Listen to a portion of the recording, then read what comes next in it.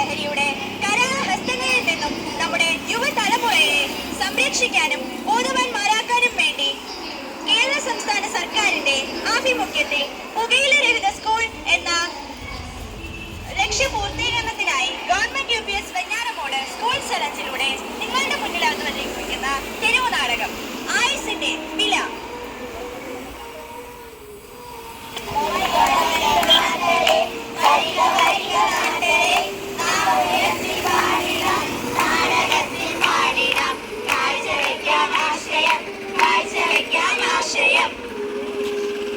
ഇത് വെറും ഒരു കാഴ്ചയായി കാണരുതേ. ഇത് വെറും ഒരു കാഴ്ചയായി കാണരുതേ.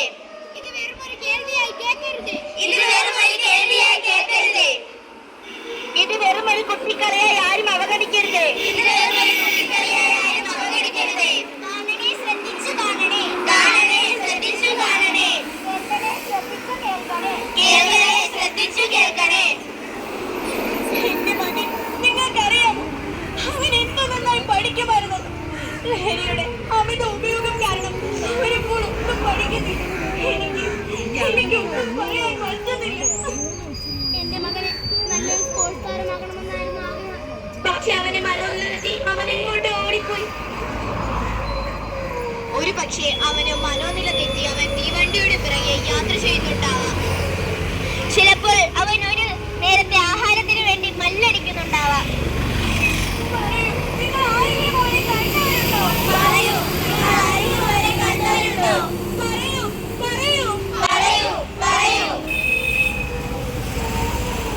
ഇത് നിങ്ങളുടെ കഥയാണോ? അല്ല, ഇത് നമ്മുടെ കഥയാണ്. പുകയില മൂലം ദുരിതം അനുഭവിക്കുന്ന എത്രയോ പേരുടെ കഥയാണ്.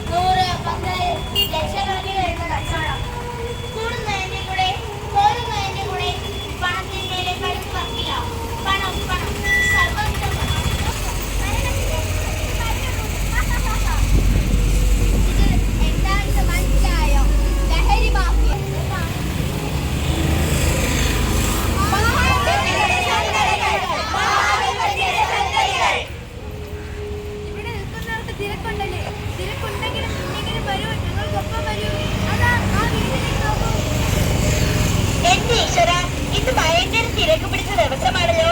എന്റെ മകൾ ദൂരെ പഠിക്കാൻ പോയിരിക്കുകയാണ്. അവൾ 7 നാൾക്ക് ശേഷം ഇന്ന് വരികയാണ്. ഞാൻ അടുക്കളയിലേക്ക് പോകട്ടെ, കുറെ ജോലി ബാക്കിയുണ്ട്. അറിപ്പോയല്ലോ, നിനക്ക് എന്ത് പറ്റി?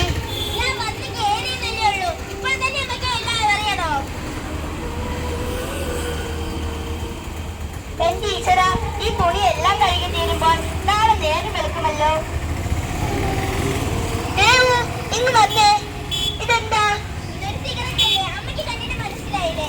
എന്നു മുതലാണ് നീ ഈ ദുശീലങ്ങളൊക്കെ തുടങ്ങിയത്? നിനക്ക് നമ്മുടെ അവസ്ഥ അറിയാവുന്നതല്ലേ?